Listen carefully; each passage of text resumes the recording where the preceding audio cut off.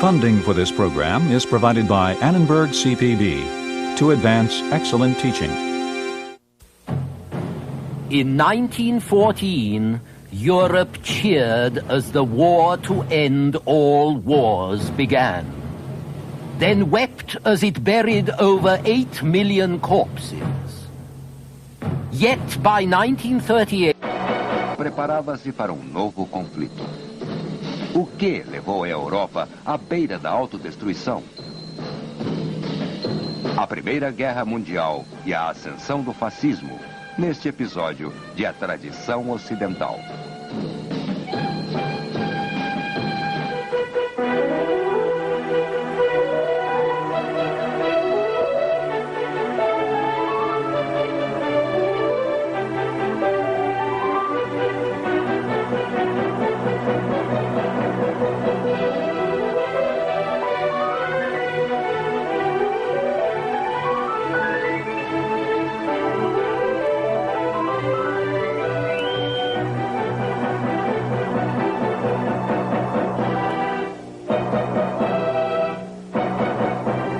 Agora, o professor da Universidade da Califórnia, Eugene Weber, em sua jornada através da história da civilização ocidental.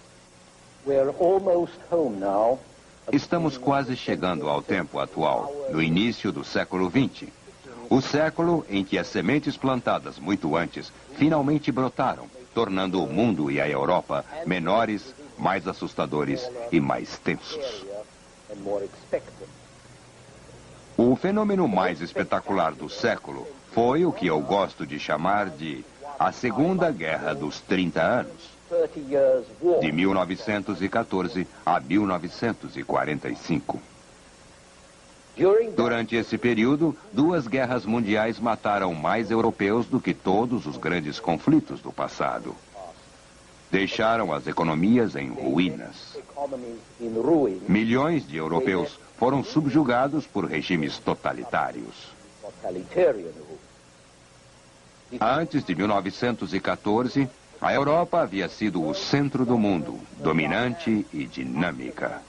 Após 1945, ela foi reduzida às suas dimensões físicas básicas, uma península do tamanho médio a oeste da Ásia. E, eventualmente, grande parte dela recuperaria e até ultrapassaria sua antiga prosperidade, mas jamais teria de novo o mesmo papel preponderante na política mundial.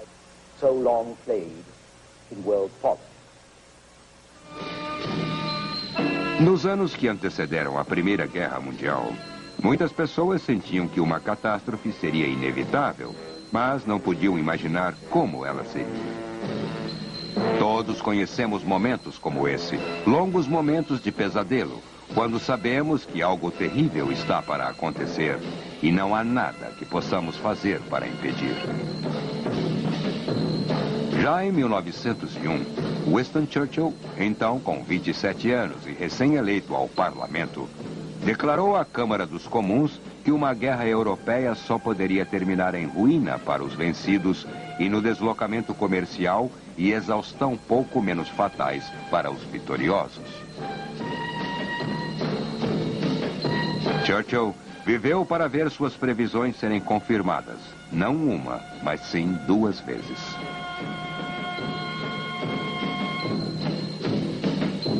O fato é que em 1914, a maioria das potências europeias tinha menos medo de lutar do que não lutar. A Alemanha e a Áustria, em especial, sentiram que o equilíbrio do poder estava pendendo para a direção contrária. Assim que ambas iniciaram a guerra, outros países foram atrás, como numa avalanche mortal. Sir Edward Grey, ministro de Relações Exteriores da Inglaterra, um homem sensato e ponderado, admirava o pôr do sol num dia de trabalho quando comentou: as luzes vão apagar-se em toda a Europa. Não as veremos mais acesas em nossas vidas. Homens sensatos não estavam em grande evidência na época e raramente estão. A guerra foi celebrada nas grandes cidades, Londres, Paris, Berlim. Os jovens aclamaram-na como uma emocionante diversão. O poeta Rupert Brooke agradeceu a um Deus por levá-lo ao lugar certo, à hora certa. Agarrou nossa juventude e arrancou-nos do sono. E assim, a Grande Guerra começou.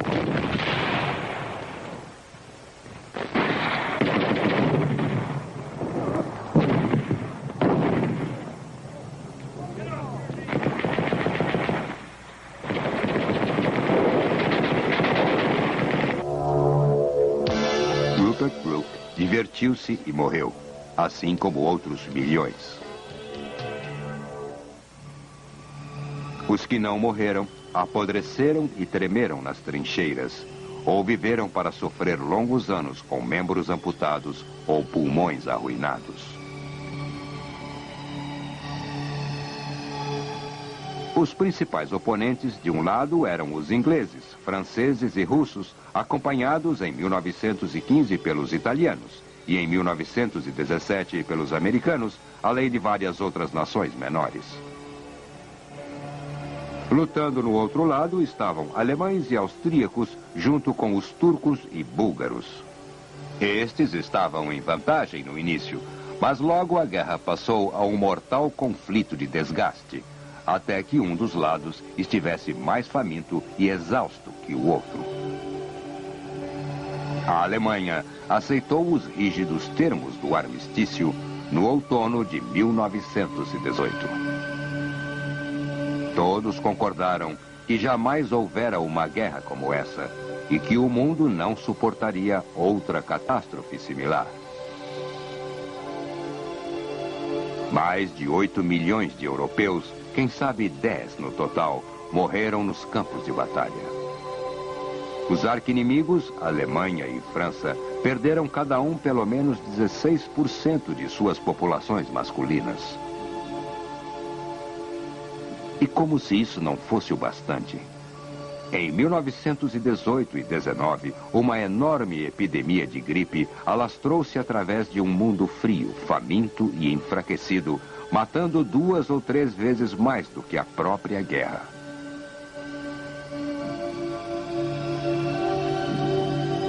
Com os cadáveres enterrados, teve início a negociação de paz. Infelizmente, eles prepararam o terreno não para a prometida justiça e duradoura paz, mas, como o economista John Maynard Keynes escreveu, para outra justa e duradoura guerra. O presidente Woodrow Wilson liderou a delegação americana. Empréstimos e suprimentos americanos haviam sustentado a França e a Inglaterra durante a guerra, e a intervenção americana finalmente ajudou a vencê-la. Mas, nas negociações em Paris, Wilson não conseguiu convencer seus aliados a serem mais magnânimos na paz do que os alemães haviam sido na guerra. Como base para uma paz justa, Wilson delineou os chamados 14 pontos. Clemenceau, o premier francês, comentou sarcasticamente que até Nosso Senhor só precisou de 10 mandamentos. Enquanto os outros diplomatas iam eliminando seus pontos, Wilson tornou-se obcecado pelo 14º e último, que pedia uma Liga das Nações, a qual traria garantias mútuas de independência política e integridade territorial para nações grandes e pequenas por igual. Mas ao voltar para casa, Wilson caiu em exaustão por estresse e a seguir teve um infarte. Isso deixou o governo americano nas mãos de um presidente efêmero e sem condições mentais. E os americanos sentiram que a paz, eventualmente acertada, não era a sua paz. Eles tornaram-se cada vez mais isolacionistas e viraram suas costas à Europa, o que teve um sério efeito sobre o equilíbrio mundial do poder.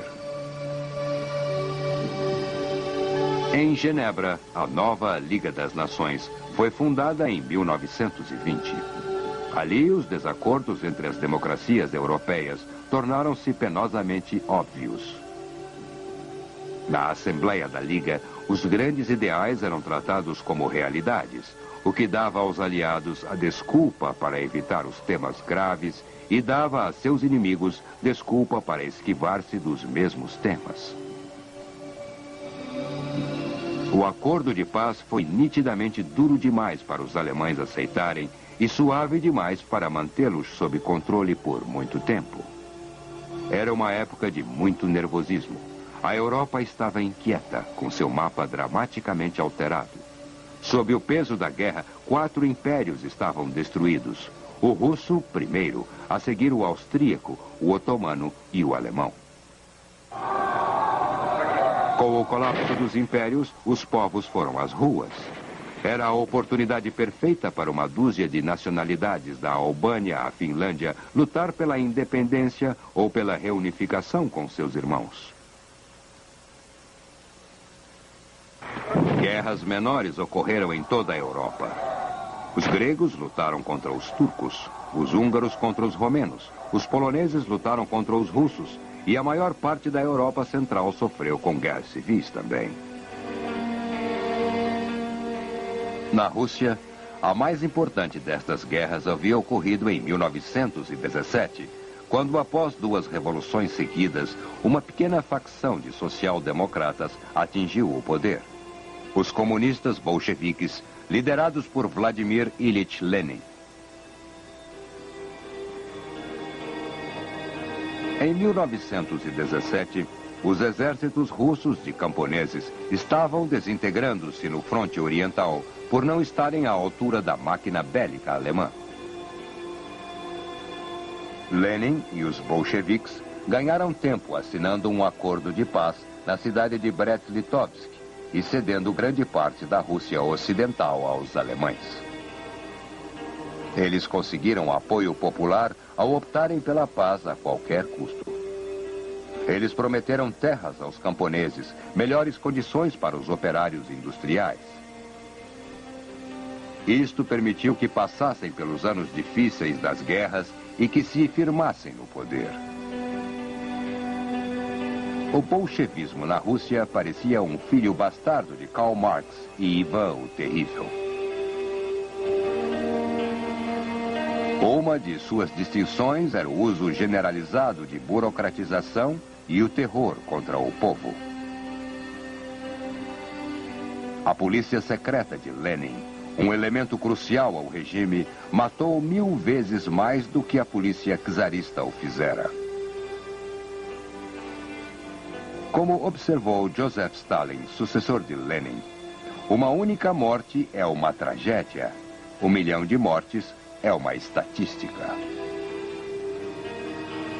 Sob Stalin, 10 milhões de camponeses foram torturados e mortos no final da década de 1920 e nos anos 30, quando a Rússia rumava para a agricultura coletiva, proibindo fazendas familiares, uma operação que também exilou ou movimentou outros milhões. A coletivização foi considerada a maior operação bélica já conduzida por um Estado contra seu próprio povo. Mas esta institucionalização do terror não afetou apenas a Rússia. Comunista ou não, a Rússia é parte da Europa, parte do sistema mundial de poder. E agora que a Rússia estava nas mãos de um grupo hostil ao Ocidente, seus antigos aliados, Inglaterra e França, não podiam mais jogar a Rússia contra os alemães. E quando homens igualmente perturbadores assumiram o poder, primeiro na Itália e a seguir na Alemanha, as democracias sentiram-se ainda mais isoladas. Elas não poderiam dar-se ao luxo de fazer mais inimigos. Vejamos a Itália primeiro. A Itália fora aliada da Inglaterra e França na guerra, mas foi a menos vitoriosa dos vencedores. A guerra deixou uma herança de desordem social, anarquia econômica e amarga frustração.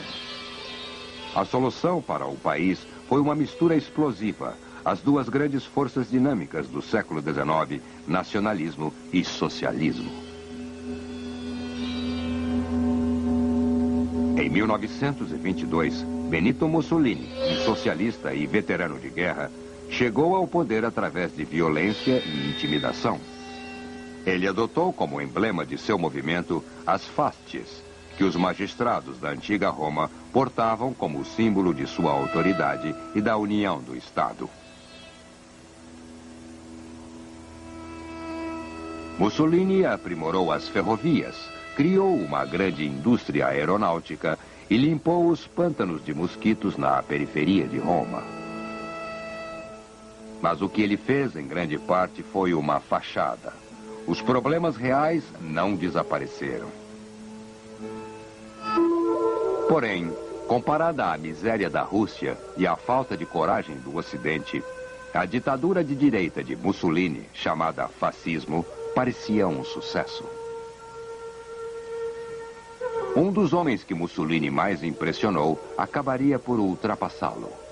Adolf Hitler, outro demagogo nacional-socialista que chegaria ao poder nas asas de uma crise.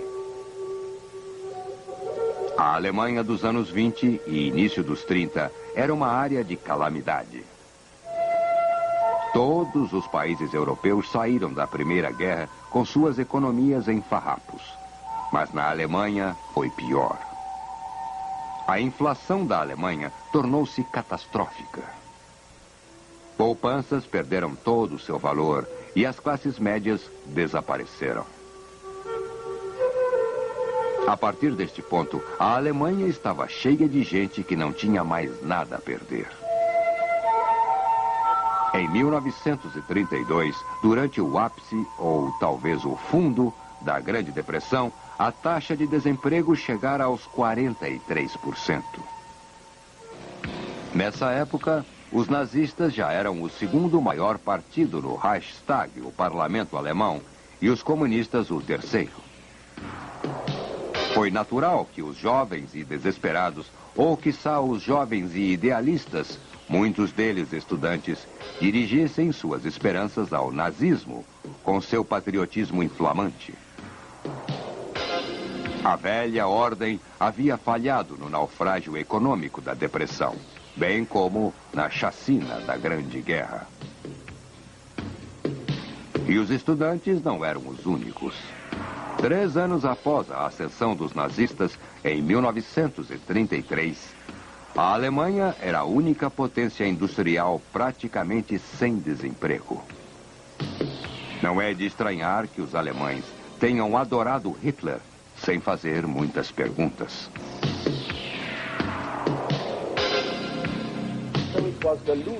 Assim foram os perdedores da Primeira Guerra que dominaram a política das décadas de 20 e 30, enquanto os vencedores não puderam intimidá-los nem apaziguá-los, mesmo tentando as duas coisas. A Rússia estava fora do cenário. Os Estados Unidos eram felizes como isolacionistas. A Inglaterra e a França alternavam-se entre discussões e indecisões, chegando ao ponto em que você joga um amigo aos lobos, esperando que os lobos fiquem saciados antes de chegar até você. A Inglaterra e a França, então, passaram ao desespero, em grande parte por não decidirem qual seria a solução menos ruim entre diversas soluções terríveis. É fácil culpá-las por retrospecto. Eu fiz isso na época. Mas os seus problemas eram enormes, e o maior destes era que seus cidadãos sentiam que teriam tudo a perder com a agitação do barco, enquanto seus inimigos sentiam que teriam muito a ganhar, agitando-o ainda mais.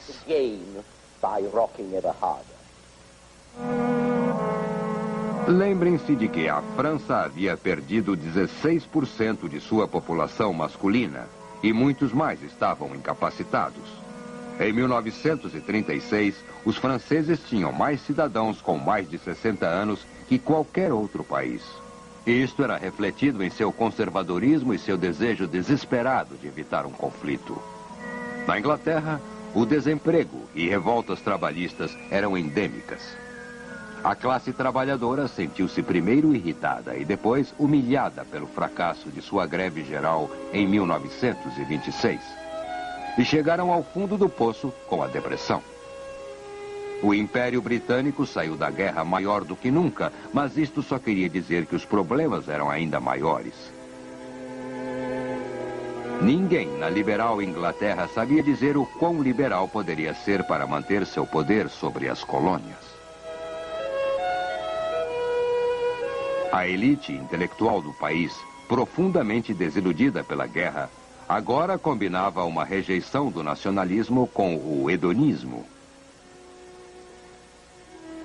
E.M. Foster, o romancista, afirmou que, se ele tivesse que escolher entre trair seu país ou trair um amigo, ele esperaria ter a coragem de trair seu país.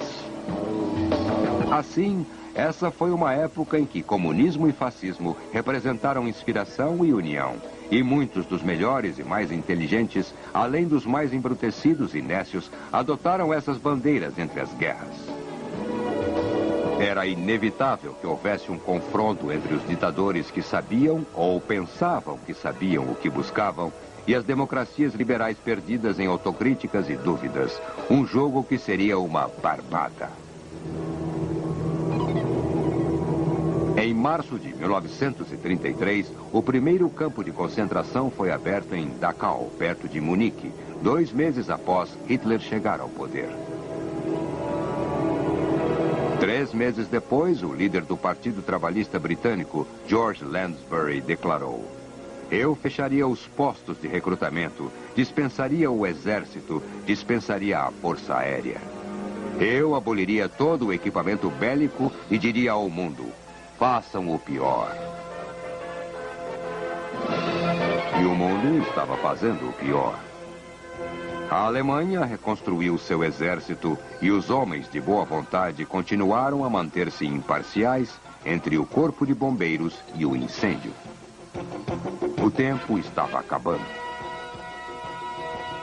Na Espanha, o general Francisco Franco liderou os rebeldes de direita contra um governo de esquerda legalmente eleito em 1936. Os rebeldes foram ajudados pelos alemães e italianos. O governo espanhol foi apoiado pela França e Rússia. Mas a ajuda francesa foi pequena demais, tarde demais. E os russos estavam mais interessados em ajudar a si mesmos, enquanto a ajuda fascista a Franco era muito mais eficaz e mortal. Em abril de 1937, a Força Aérea Alemã bombardeou a cidade de Guernica, na Espanha. O ataque deixou 1000 mortos e a cidade em ruínas. Isso teve profundo efeito sobre a diplomacia europeia, pois as cenas de destruição em tal escala aumentaram os temores europeus de bombardeios em massa. Pablo Picasso imortalizou o ataque numa pintura feita para a Feira Mundial de 1937. E assim, o horror de Guernica deu uma nova dimensão ao medo generalizado da guerra, aumentando a relutância das democracias quanto a qualquer risco. Quando Hitler reocupou ilegalmente a região desmilitarizada às margens do Reno, quando ele anexou ilegalmente a Áustria e percorreu as ruas de Viena em triunfo, o temor da guerra convenceu os aliados a não fazer nada.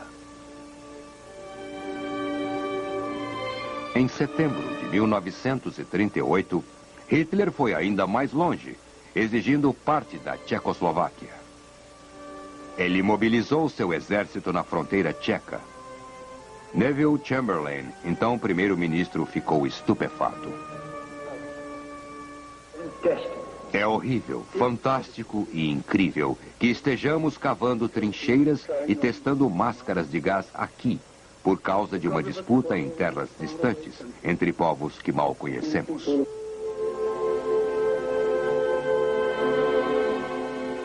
É fácil imaginar o alívio de Chamberlain quando ele conseguiu evitar a guerra indo a Munique e chegando a um acordo com Hitler. Com esse processo, ele ajudou a entregar as fronteiras ocidentais da Tchecoslováquia, deixando-a indefesa. Ele chamou a isso de paz com honra. Winston Churchill foi mais direto quando disse à Câmara dos Comuns que eles haviam sofrido uma derrota sem chegarem a lutar uma guerra.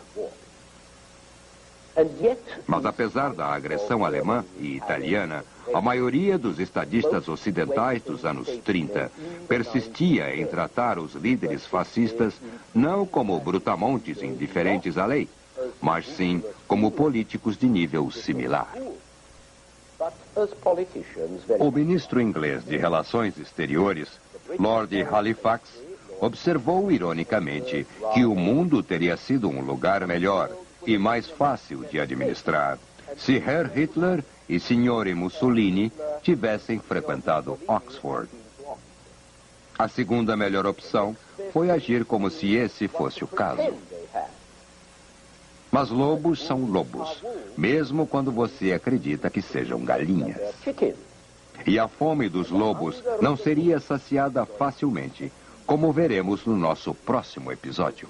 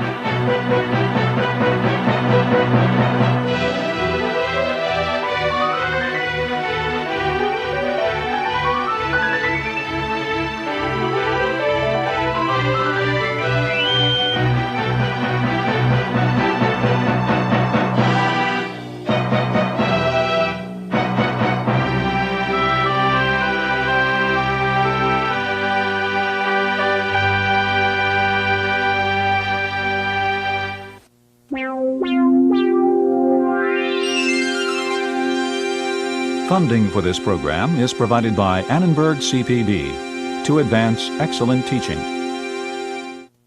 For information about this and other Annenberg CPB programs, call 1-800-LEARNER and visit us at www.learner.org.